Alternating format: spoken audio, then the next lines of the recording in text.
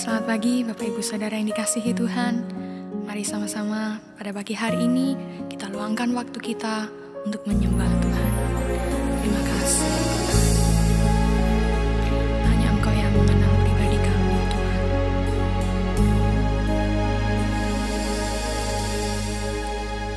Seperti rusa yang haus, rindu aliran sungai-Mu. Hatiku tak tahan menunggu-Mu,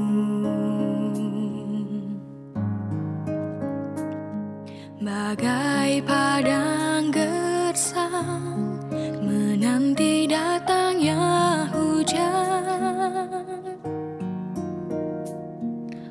Begitupun jiwaku, Tuhan. Hanya Engkau, pribadi yang mengenal hatiku. Tiada yang tersembunyi bagi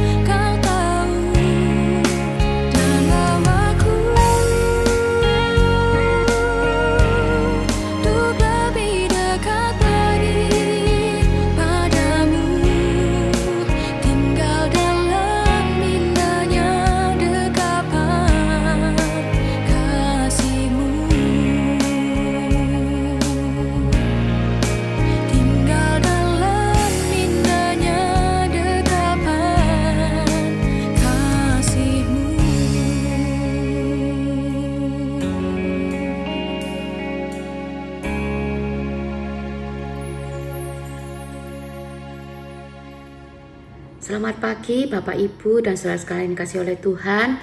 Kita berjumpa kembali dalam kasih karunia Tuhan kita Yesus Kristus. Nah, terlebih dahulu kita baca di dalam Roma pasal yang ke-12 ayat yang ke-11. Janganlah hendaknya kerajinanmu kendor, biarlah rohmu menyala-nyala dan layanilah Tuhan. Nah, roh yang menyala-nyala ini identik dengan passion ya. Passion itu adalah keinginan yang kuat, semangat yang berkobar-kobar, semangat yang membara. Untuk apa? Dikatakan di sini untuk melayani Tuhan, untuk menyenangkan hati Tuhan, untuk mengerjakan apa menjadi kehendak Tuhan. Nah, passion itu sangat penting ya. Roh yang menyala-nyala ini sangat penting. Mengapa? Karena kalau kita tidak punya roh yang menyala-nyala, kita tidak bisa mengerjakan apa yang jadi kehendak Tuhan itu sampai akhir. Mungkin cuma sampai separuh ya, tapi tidak bisa sampai akhir. Nah, jadi itu semangat yang menyala-nyala, roh yang menyala-nyala ini sangat penting ya. Nah, karena itu roh yang menyala-nyala itu harus senantiasa kita jaga ya, harus kita jaga. Karena memang normalnya orang itu menyala-nyala, punya roh yang menyala-nyala itu hanya di depan. Tapi seiring berjalannya waktu, roh yang menyala-nyala itu menjadi menurun. Itu sudah normal memang. Karena itu kita harus senantiasa menjaga roh kita supaya tetap menyala-nyala. Ya. Nah, kita sudah baru saja melewati 10 hari doa, melewati hari Pentakosta ya. Tentu saja karena kita sudah 10 hari ya, kita berdoa bersama-sama, berpuasa ya, bangun hubungan dengan Tuhan, maka otomatis roh kita itu menyala-nyala ya. Nah, tapi seiring berjalannya waktu hal ini bisa menurun. Ada banyak faktornya. Misalnya ya, kita itu sudah merasa diri puas. Puas itu maksudnya gini, oh saya itu selama 10 hari doa ini kan sudah puasa, sudah doa setiap hari ke gereja. Pokoknya saya ini sudah pol-polan lah sama Tuhan gitu ya. Sudah pol-polan, saya ini setia gitu ya. Nah, terus kita merasa itu sudah cukup gitu ya. Itu cukup loh itu. Tapi kita lupa bahwa apa yang kita kerjakan 10 hari itu tidak berlaku untuk 1 tahun. Kita membayangkan ini 10 hari ya, kayak istilahnya sudah nabung. Ya, nabung roh yang menyala-nyala ini selama untuk bisa dipergunakan 1 tahun. Nggak bisa. Ya, kita harus masih tetap bangun hubungan dengan Tuhan. Ya, kita harus tetap punya hubungan yang baik, yang intim dengan Tuhan. Karena roh yang menyala-nyala itu harus dinyalakan, harus dibakar itu setiap hari. Ya, bukan hanya selama 10 hari doa. Nah, kemudian bisa juga ya, orang itu rohnya tidak lagi menyala-nyala, mulai menurun semangatnya. Kenapa? Karena merasa kecewa. Ya, merasa kecewa. Loh, saya ini sudah berdoa, berpuasa, sudah merendahkan diri ya, tapi kenapa saya belum penuh Roh Kudus? Nah, apakah saya ini tidak layak terima Roh Kudus? Apakah saya ini tidak disayang Tuhan? Apakah janji itu tidak untuk saya?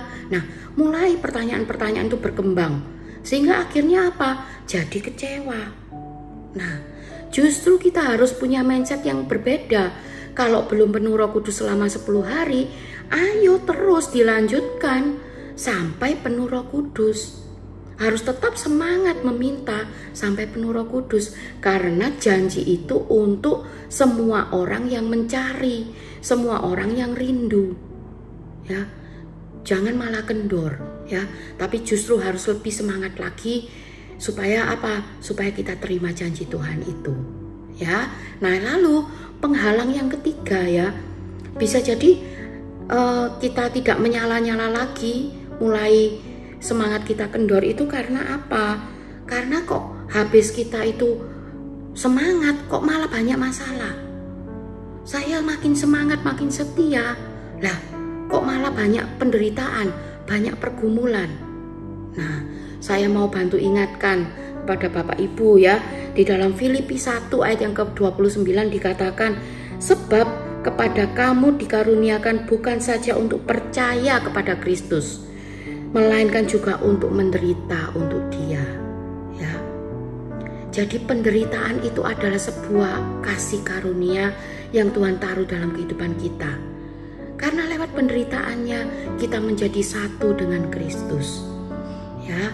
Jadi jangan justru kita mengalami masalah kita malah mundur, tapi ketika kita ada masalah kita mau tetap menguatkan iman percaya kita. Kita mau tabah, kita mau sabar, dan kita mau berharap pada Tuhan. Tuhan pasti memberikan jalan keluar, ya. Lalu ada juga penghalang, ya. Mengapa roh kita itu tidak lagi menyala-nyala?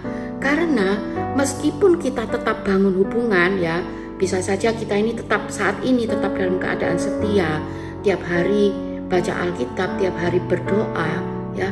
Tapi kita itu tidak mempunyai hubungan yang pribadi dengan Tuhan. Kita hanya mengerjakan itu sebatas rutinitas. Tapi ketika kita baca firman, kita tidak mendapat rema. Ketika kita berdoa, kita tidak sampai punya pengalaman pribadi. Kita tidak sampai dengar suara Tuhan. Nah, itu yang menyebabkan lama-lama kita jadi kering. Karena kita menjadikan hubungan kita dengan Tuhan sebatas rutinitas.